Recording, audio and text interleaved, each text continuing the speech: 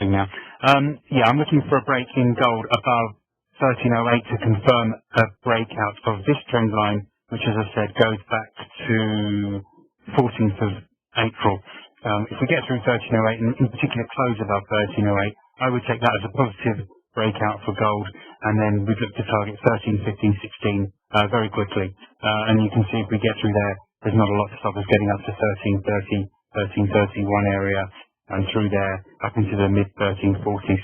As I said earlier, we're looking for a break out of either one of these trend lines, and the break high could send us up to, let me see now, up to 50 points high wouldn't be out of the question.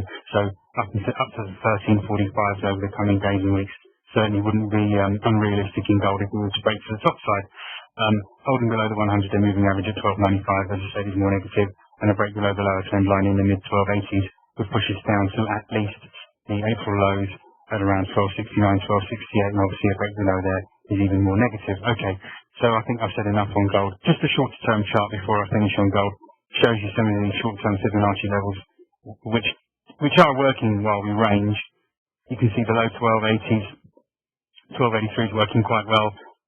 That low 1292 area is actually not doing a bad job, but it's only above 1300. We're really going to have to hold above 1300 to at least challenge the upper trend line that I mentioned, and then, as I said, a break above 1308. Right, I'm going to ask the question, what does the stochastic tell you? I don't pay too much attention to stochastics. I use them as a rough guide. I like to keep an eye on them. When they get very overbought, like here in gold, or very oversold, then I like to just put that in a package of things that I'm looking at. And if it was severely oversold, I'd certainly be looking for good support levels where we might attract some buying. And I keep an eye on the MACD as well. I mean, at the moment, they're coinciding with what we're seeing with the price action in gold. The MACD, the stochastics are just going sideways. They're giving us an indication that there's no trend whatsoever, which in itself is useful. It just means you trade the levels, you trade the ranges and wait for the breakout. So even when they're just going sideways, they are still useful. They're telling you that there is no direction.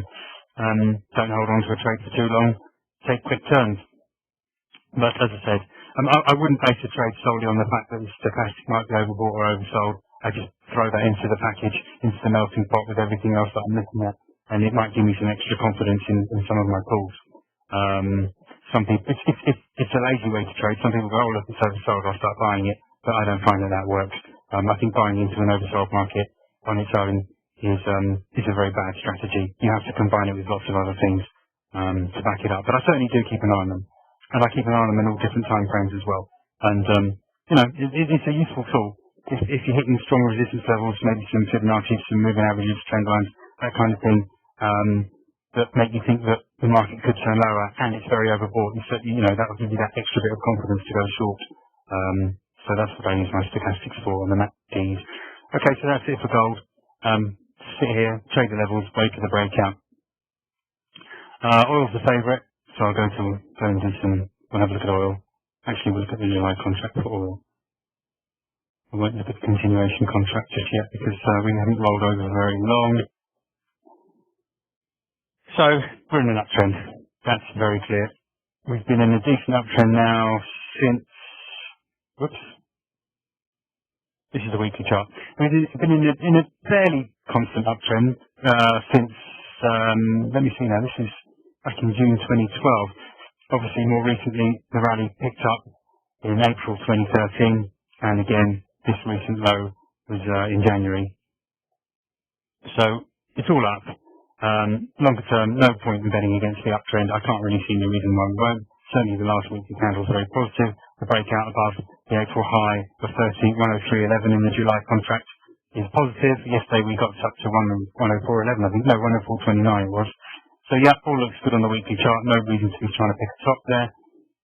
Just in the very short term on the daily chart, we've broken above this trend line. This goes back to the beginning of March. Again, second peak for the trend line was in the middle of April. Now yesterday, I must admit, we're getting overbought. Here's a perfect example. Stochastic has been overbought on WTI crude since, well, middle of May at least. So if you were looking to short this rally, you'd be in a lot of trouble right now since the middle of May. You'd be a good couple of hundred or 300 pips offside. Now, because we were so oversold, I was thinking that this trend line could hold yesterday at around 103.70. That wasn't the case. We broke straight through it, and needless to say, what was resistance should now act as support, and indeed that is doing so today. We've got a low of 103.67, which is just around that trend line. So, again, positive picture on the daily chart. As long as we hold above that trend line, that looks quite good. We're ignoring overbought indicators for the time being, and look, 4-hour chart, again, that's been overbought for quite a long time, again, since mid-May. So that would have been nasty if you were just selling into shorts on the basis of an overbought market. No point. Much better to stick with the bull trend. The trend is your friend. So now we've got to see what happens. Can we hold above the mid-103 level and push through yesterday's high of 104.29? And if we can, I'm actually going to go to the continuation chart now because that will give you some longer-term levels. I put them on my sheet this morning, but we'll be heading up to the 105.00 area pretty easily. You can see that from the continuation chart. We've got a bit of congestion up around 104.80, 105.00. So that would look like it would be the next area to go to if we can get through 104.29. So, looking at 50, 70 pips higher, we'll just have to see what happens up there. We are overbought, so there is potential for a double top up there. Around those April highs. Can't really say much more than that. If we start getting back below, hang on, back to the July chart.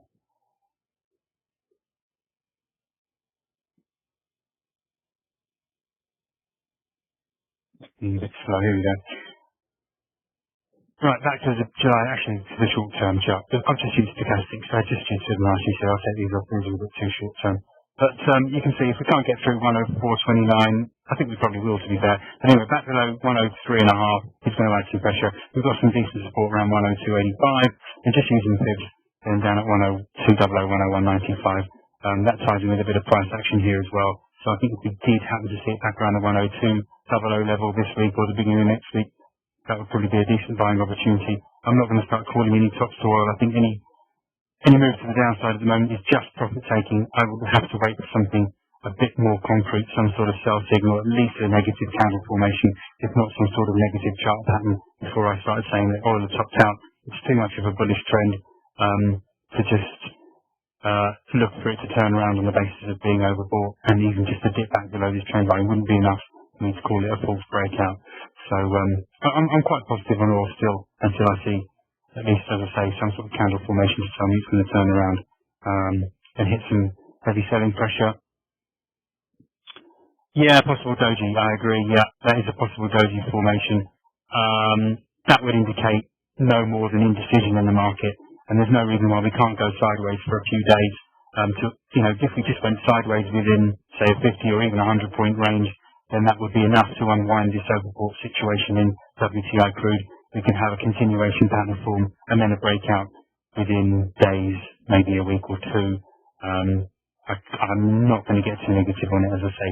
But you're right, the doji forming does indicate potential indecision, which, some people would say that might indicate a reversal. I wouldn't say so in this case. I think the most negative thing I would be inclined to say would be sideways action until I see something more negative. And I'll be watching for that closely in our reports. Okay. Unless anyone wants me to look at energy, I might save some of those till the end, the other energy markets till the end. If we've got more time, probably a good time to move on to some FX. Euro's certainly been, it had a decent move, and then it's been hovering. So let's have a look at the euro. So there's the weekly chart. It was in a very nice bull trend for quite a long time. Here we go. The most recent leg of the bull trend started back in July 2012, so it's been a really good run. Not quite as good as cable, but we'll have a look at cable in a minute. Now, more worryingly, we had 2 weeks ago when the ECB were indicating some stimulus, some potential stimulus. We had this big reversal week where we spiked higher to a new high and then took out at least 3 weeks of gains, 3 weeks of price action at least, and then closed below that 3-week, which was extremely negative, therefore not a surprise it would continue lower. The break below this slightly shorter term trend line, which goes back to September last year, was another negative, and you can see here how this week that trend line has held the upside. So The weekly chart isn't looking very positive. If we needed some confirmation from stochastics in that day, well, that's giving us some sort of confirmation. Again, look how overbought the weekly stochastic was for a heck of a long time, right back until November last year. So we're going to have a chance to ease that weekly overbought situation, and the MACD is obviously looking quite negative. So, weekly chart looking quite negative for the euro. Daily chart, what's it telling us? It's been oversold for quite a while. We've come down. I've got too many lines in here probably. I hope that's not confusing you too much, but you can see I've got my fib lines on here. What is interesting at the moment is that the euro is holding, yesterday tested 200-day moving average support. That's the purple line. It's at 136.34 or something. That was exactly the low yesterday, I think, 136.34. I had yesterday's 200-day moving average at 136.32. Doesn't really get more accurate than that. The 200-day moving average. And you can see that the 100-day moving average, once we broke below that, and we hadn't been below the 100-day moving average since the beginning of February. Once we broke below that on the 13th of May, which happens to be my birthday, we have held below there, and you can see that 137, 35, 40 area has really held quite nicely. I've had that as quite an important level on my reports for a week, and you can see the reason why I've had that, because it's 100-day moving average, because it's a longer-term trend line, and because it's Fibonacci resistance. You throw those all in, and there's no surprise really that that's held for so many days, and we've decided to continue lower and test the 200-day moving average. Now, that is an important support. The 200-day moving average is always worth paying attention to. I think longer-term traders do look at that, and there's probably a good reason why we bounced quite sharply off there yesterday. We are quite oversold, so there is potential that this will hold the downside this week. Watch that 200-day moving average, 136.35, 136.30 area. It is important. Obviously, a break lower. Be careful of a false intraday break, but a close below that is going to be negative, and we certainly are in a short-term downtrend, so wouldn't rule it out. That's going to be the important level going into the weekend. And of course, tomorrow, Friday, weekly close, which is even more important. A weekly close below the 200-day moving average would certainly have pressure at the start of next week. And, you know, the MACDs are still quite negative. We haven't got any big support level there to back it up. So yeah, all I can say is keep an eye on that. That's going to be important. If it holds, great. We'll see a bounce back up to that 137.30, 40 area probably, and a break below. Well, the bears will be back out in force and seizing control once again and pushing this market lower. Where would we be likely to go? Well, we get through 135.90. That's going to add pressure. You can see we've got some fib support around 135.20, and then we've got these fib lows around 134.80 area. So that whole 40 pip area should act as quite decent support, especially when you bear in mind how oversold we are, at least on the daily chart. That would probably be a reasonable target though. So you've got as much as 100 and let me see, you've got as much as 150 pips potentially to the downside if we break that 200-day moving average, and then we'll have to see what happens if that works out to be good support. Short term, I don't think that's going to give us any better clues. Not the nice first Fibonacci resistance area works. 137.28 was the level I had 137.25.30 on my report. That's held really nicely throughout yesterday. Throughout since we bottomed. Let me just open this up. Yeah, we bottomed here on the 15th of May and then just hovered below there. Really, the fact that we've hovered below there is just so negative. If you can only bounce as far as the first Fibonacci resistance, it's really not a very good market, not a very positive market, especially after such a heavy sell-off. You'd expect some sort of retracement, and if you can only get as far as the first Fibonacci resistance, it's not very positive, is it? Which makes the test of this 200-day moving average even more important. This is really the key. I can't get positive on the euro again until we get above 137.40. Maybe we'll just range between 137.40 and 136. What did I say? 136.40. Yeah, that 137.30.40 area and the 136.30.40 area. We could just range within that 100 pip area for quite a while longer. In fact, and you know, if you can take 100 pips out of it every couple of days, there's nothing wrong with that trade. Trade the range until it breaks, which we've heard me say that many times before. If we get to 137.40, then we'll be pushing up to the 137.95, 138.00 area. I can't really give you much more information on euro now until we see some sort of breakout of either the 100 or 200-day moving average. Hope that makes sense. Please let me know if you've got any questions. Cable I mentioned earlier, so let's have a look at that.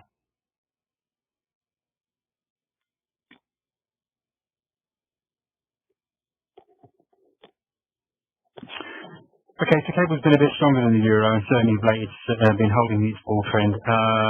This bull trend started on in July 2013 anyway, the last leg of it, if you like. It's been very strong. Needless to say, we all know what the story is. Recently, nice trend started in November 2013. That's a nice little uptrend. It's working quite well. We're still holding it. So the outlook, as far as the weekly chart at least, is still positive for pound versus the dollar. What's the daily chart tell us? Right, hang on, just let me open this up a little bit. Okay. So, you might remember last week, the target, well, the target's obvious. We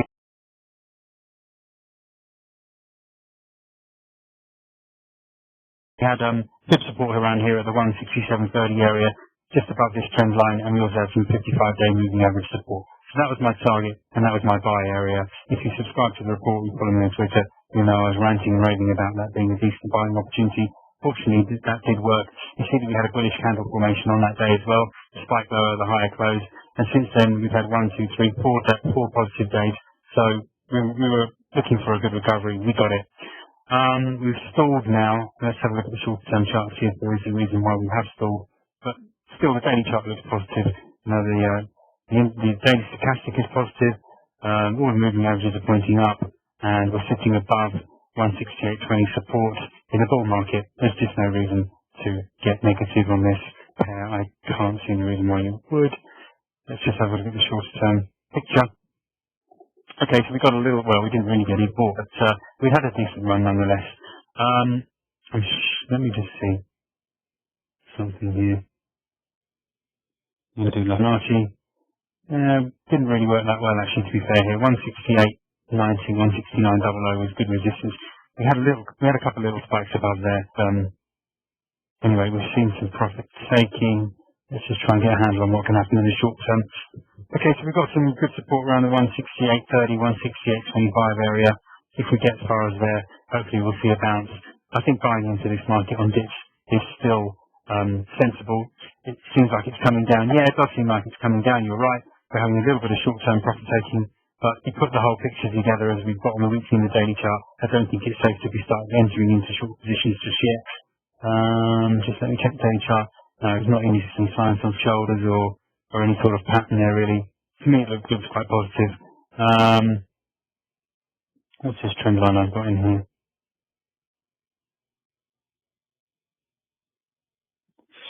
You can see I've got a little trend line going back to 23rd of March, which has worked quite well. It's done its job. That's the only negative I can find really. The fact that you can hover back below 68.70, which is a little bit negative. So yeah, it does look like it's coming down, and it could get as far as 168.30.25. Probably see a decent bounce off there. But if we continue lower, look for 167.90 as the next target. I think I've put all these levels on Twitter today anyway, so you can refer back to that. But I think buying into weakness is a lot more sensible in cable than trying to pick a top and get short. Obviously, if we break above 169.20, that's going to be positive again. And really, there isn't an awful lot to stop a retest of that high, the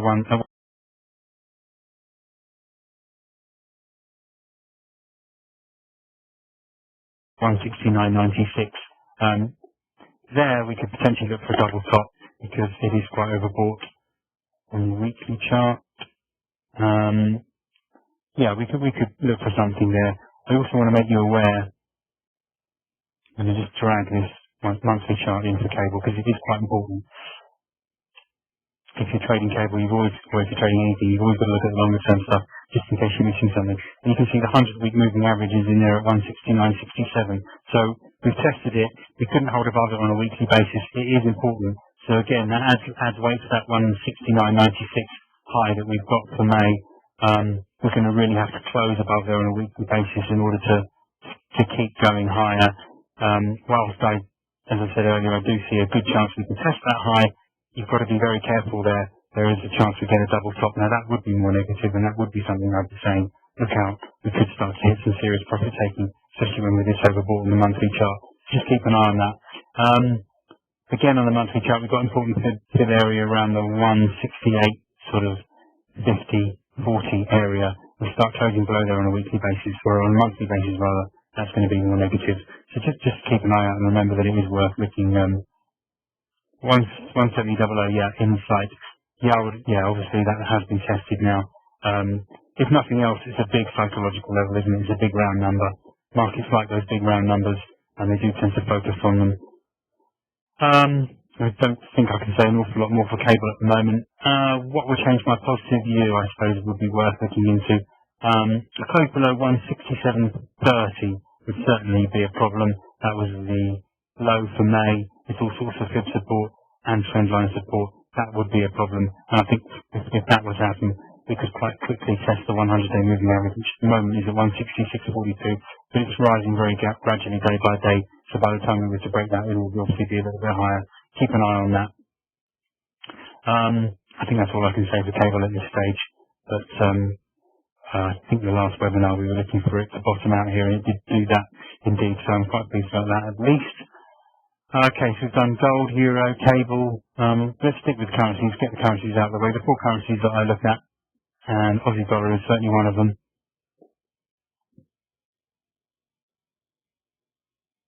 Okay, so this has been quite interesting just this week at least. It was fairly dull before. We were just hovering for the last 3 or 4 weeks. It's almost really hovering around here, as you can see here. The longer term trend is down. We've had a recovery. It's a slightly confusing picture. Shorter term certainly looks more negative now that we've broken below this trend line. It worked really well for quite a long time.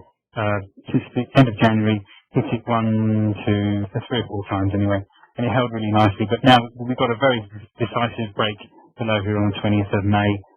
As soon as we opened below it, it triggered a lot of selling, and we headed lower straight to the 55-day moving average, which is now acting really as support, as resistance rather. You can see today we managed to spike higher to 92.72. I'll show you on the shorter term chart why that is important, and why we failed there. And we're back below the 55-day moving average. So this market, this pair is remaining under pressure. The daily stochastics back that up. The fact that we've broken below the trend line is probably the most significant part of this daily chart at the moment. And of course that we've fell below this fib area of 92.72. It looks like we'll remain under pressure. It looks like we'll go lower. We've got May lows here at 92.03. Well, actually, no, that's not.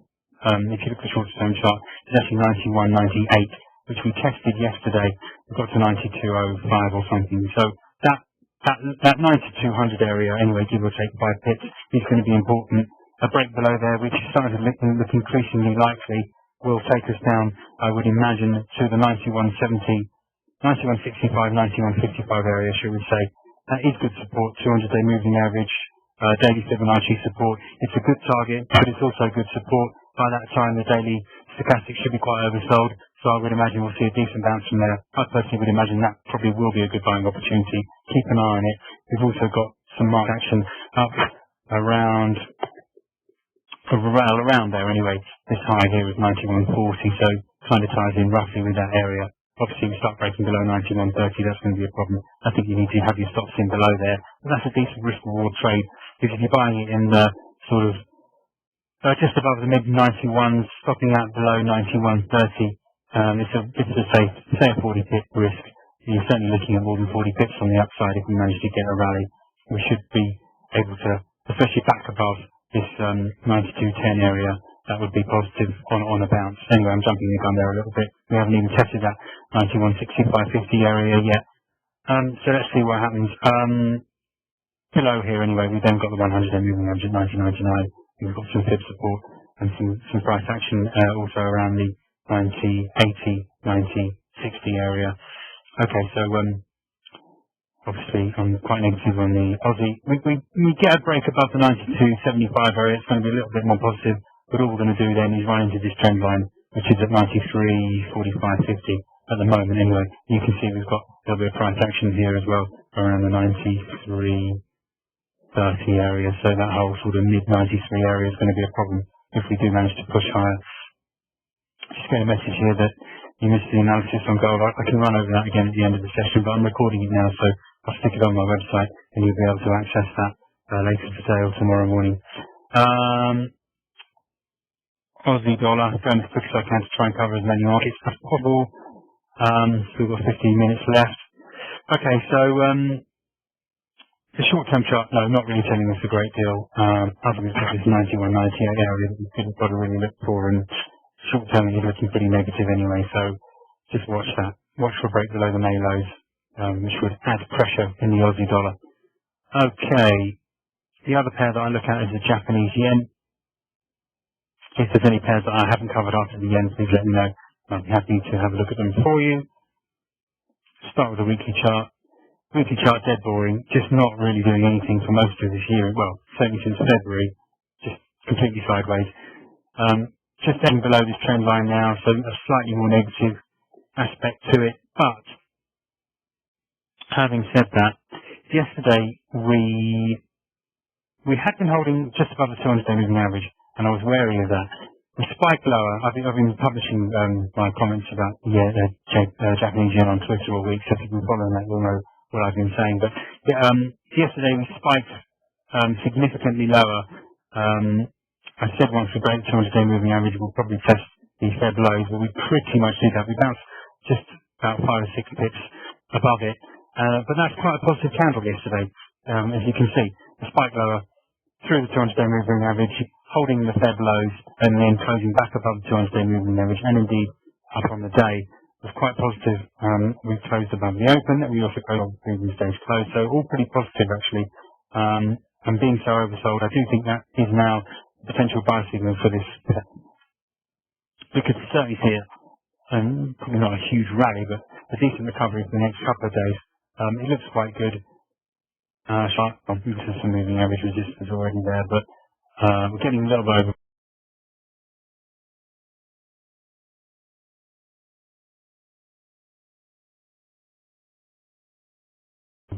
overboard at the moment, but for the time being, next couple of days, few days at least, maybe into the beginning of next week, I think it looks positive.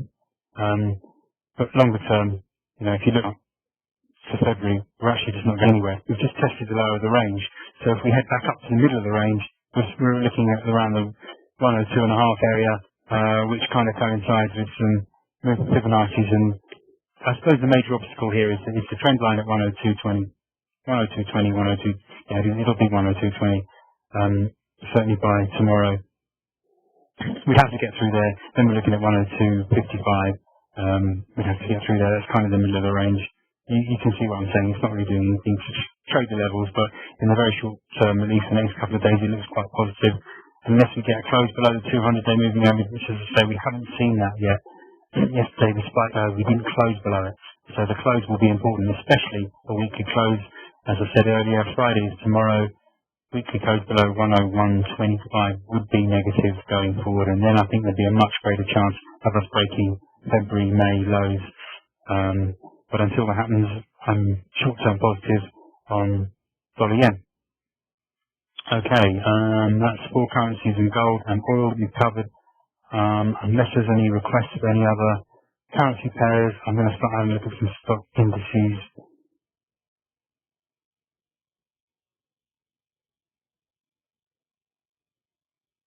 Here we go. There's the big one, the S&P. Okay, S&P, well, I can probably take these off actually. There we go. It's doing nothing. Well, we're in a lovely uptrend. I don't need to tell you that. Everyone knows that the stock market's been in an enormous uptrend, especially the US stock markets. We're really struggling to break higher though. We broke the previous high of 1892. We managed to only get to 1898.50. We've got the big psychological 1900 round number. I don't know whether the psychological level is playing a part. Probably is. But we're just going nowhere. I really thought, actually, I'm going to show you. I've gone on about this before. The Russell 2000 looks very negative. I got quite excited about this about a week ago or 2 weeks ago when I really thought we could break lower because I was looking at this head and shoulders pattern. And I do still think this is still relevant in fact, but we're just not breaking below the neckline. You can see we're hovering below the 200-day moving average in the Russell. but we're also hovering around the neckline to this head and shoulders. So I think this is key. I know that everyone's talking about it, so I know that there's a lot of attention on it. Maybe there are just too many shorts out there for it to break lower. Maybe it needs to spike higher up to 1150 and then suddenly turn around and plunge. I'm not sure what will be the trigger, but just be aware that this is quite important, I think, and somewhat so also in the Nasdaq. Although I'm starting to question the Nasdaq now. That isn't really head and shoulders with this break higher, so maybe this isn't, especially now hovering above all these moving averages. And Fibonacci, I haven't had a look at the Nasdaq chart for a few days actually, so I'd not noticed it was broken above there, but certainly that head and shoulders pattern isn't really relevant anymore. And perhaps that will end up being the same situation for the Russell. Certainly if we start to close above the 200-day moving average, which is at 1116, excuse me, beg your pardon,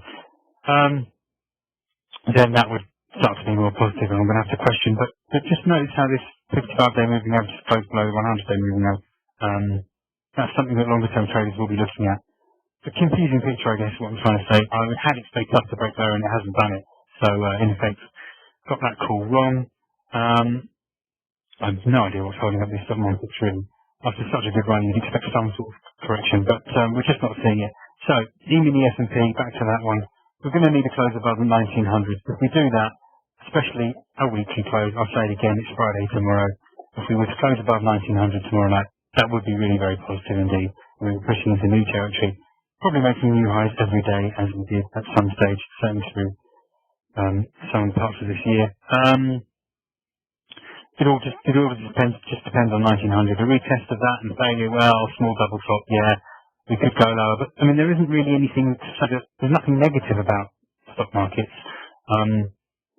Apart from that potential head and shoulders pattern in the Russell, there's just nothing negative about it. We look like we're just going sideways, and having been quite negative and really thinking we would push lower, I've got to start changing my mind, really. There is no negative pattern. We've unwound a fairly overbought situation on the daily chart, at least with the Emini S&P, so we're holding the 55-day moving average quite nicely, as you can see, all the way since mid-April.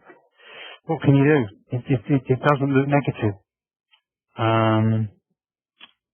So just watch carefully for the break above 1900, or a close below 1860s, which is also short-term Fibonacci support, actually. That's been working really quite well. You can see short-term Fibonacci support is 1862. That also happens to be the 55-day moving average. So on the downside, that's what's really important. That's the biggest level to look for on the downside. And on the upside, of course, 1900, the big one. Otherwise, in between there, we're just ranging. And it's a case of trading the levels, taking quick turns, just as it is for gold. I'll look at the DAX as well, because that's quite a popular one. We've got a lot of subscribers to our DAX report. DAX can be a little bit tricky. Sometimes the levels work perfectly, and then you get the odd day when they really don't work at all. But again, nothing really negative about this. We're in a decent uptrend. We're in probably what is a continuation pattern, if nothing else. That's the only pattern I can really decipher out of this. We're not really going anywhere, no, fair enough. The daily chart doesn't give us much of a clue either. It's been quite erratic, to be fair. This is quite a negative candle that we saw on the 15th of May, but we haven't seen any follow-through, so I'm not too concerned about that anymore. We've got 98.02 as the previous high. That's back in January. We've got 98.22, I think, was it? Yeah, which is the May high. So that whole 20-tick area from 98.02 up to 98.22 is obviously going to be very important as resistance. A week close above there tomorrow, well, yeah, that would certainly open the door to moving into new highs through the end of May. Short term, it's giving us levels to trade. 9650 is obvious first support. You can see that worked quite well beginning of May and end of April, so that is quite a big level. So it's just for short-term stuff. I've put short-term levels on my daily reports anyway, so there's no point going into anything shorter term than that. But you can see that the stock market is generally just quite confusing, really. Even the FTSE My point really is that having thought there was potential for a big move to the downside, it looks like I've got that wrong. We're just going sideways. FTSE slightly more interesting. Something to play with there. The fact that we're in this channel. And we've tested it. We got really close yesterday to 68 within 15 pips of the trend line. We've turned lower today, so potentially a bit of a top. Maybe we just trade channels quite a wide over the trader. It's not much use, but you know, again, stock market's pretty much stuck in a range. Trade the levels. The short-term bid levels seem to be working. The pullback has held 67.75 quite well on the daily chart. So maybe we'll try and go back up to that 68.80. 6,900 area, and that will of course be the most important area to watch on any bounce back before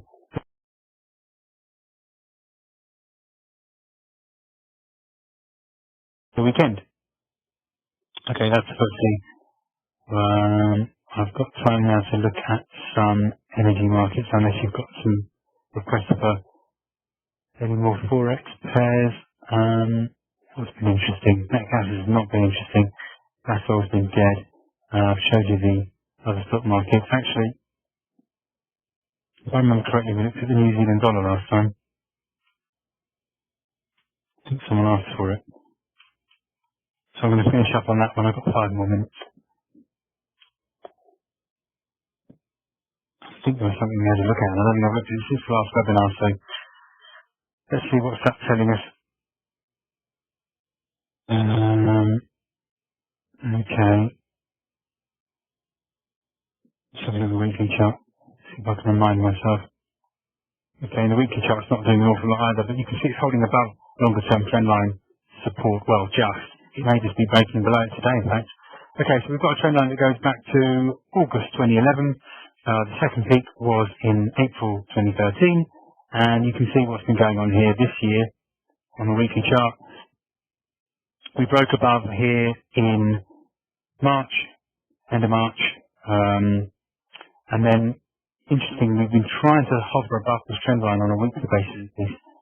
We haven't, well, we managed a little close below here on the week of the 21st of April. So let's see what happens here this week. The trend line is at around 85.70. We're just a little bit below that at the moment, but on the weekly chart at least, it won't matter as long as we don't close below here.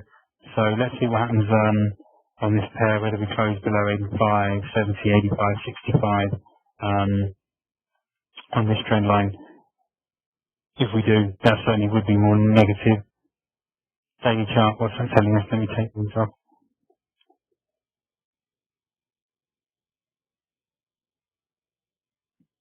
Try and break down this chart.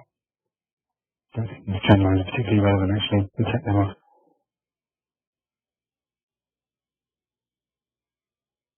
And this one as well. Actually, yeah, that one. Okay. Okay, short-term Fibonacci seems to be working quite nicely.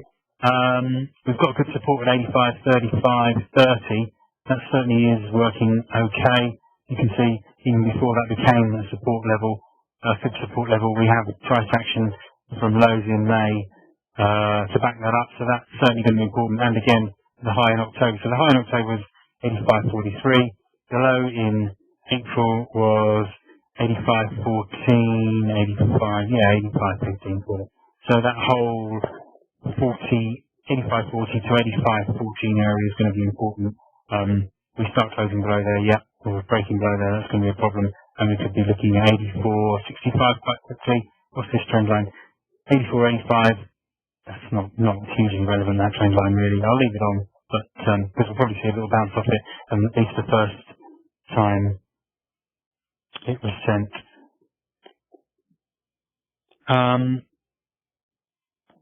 Okay, on the first time it's tested rather than 84.85, so I'm just reading the message there. And then we've got the 100-day moving over to 84.65, 60 area, and then below there we've got 83.75, which would be an obvious with a reduction from the very hard 390, so that 83.90, 83.75 area would be a decent target if we continue lower. There's no real point in the easy, I think,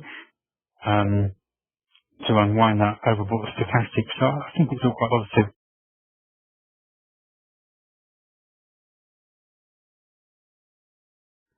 Looks from line, I can chart. I mean, yeah, you can't really argue with that. We've been in a decent bull trend, and that pattern really isn't telling me that we're going to turn lower. It's just telling me that we needed to unwind an overbought stochastic, really. I wouldn't be getting aggressively negative on this one just yet. Short term,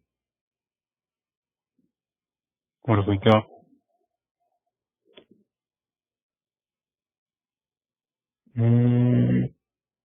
Not much, really. Let's see if there's anything to go on here.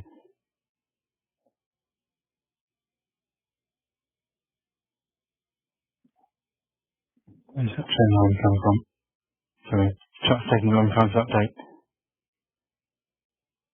Where is it not doing that? Let me try and refresh it. Oh, here we go. While I'm doing that, I'm just going to see where that trend line comes from.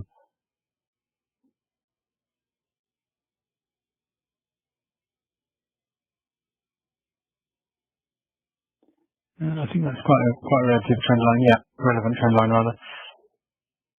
No, maybe not. Maybe not. No, I think the only thing that's important short term would be this.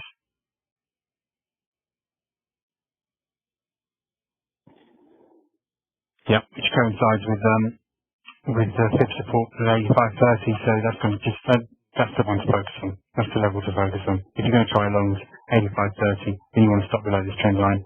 85 and 84.90. I think 84.85 probably. But quite quickly below there, we've got the 100-day moving average at 84.60 anyway. But I think there's a very good chance of bouncing 85.30 anyway. If I'm looking for trading in New Zealand dollar, that would be the one I'm looking for. Buy down in the 85.30 area and look for a recovery. Because longer term bull trend's still intact and things are looking alright. Once we get back above 86.00, the picture would look more positive again. So if you're holding longs, you see it back above 86.00, you'd certainly be happy with that. You'd be able to feel more confident, hold on, drag your stop back up to your entry point. So that could be quite a nice trade actually for the New Zealand dollar. That trend line isn't. Actually, that trend line is quite relevant. Let's see where that goes to. It certainly seems to be working. I've left the trend line. You should leave trend lines on. I don't do it enough. That's a trend line going back to the 18th of December 2013. You can see although we got through that, look how it's worked all the way through now. This is on the 4-hour chart, and even here we're hovering around it. So it's quite interesting actually. Okay. It's nearly 10:02, so I've overrun already. I guess I've got to finish up there, and unless there's any questions before I finish, I'd say that we're done. I'll give you my website, as I always do. That's there. I'll give you my... Hang on a sec. Copper, sorry. Been asked to do copper. I don't actually have time to run into copper now, but I'd have to find the code and everything. But if you can join early next time, then I'll certainly be happy to look through copper for you.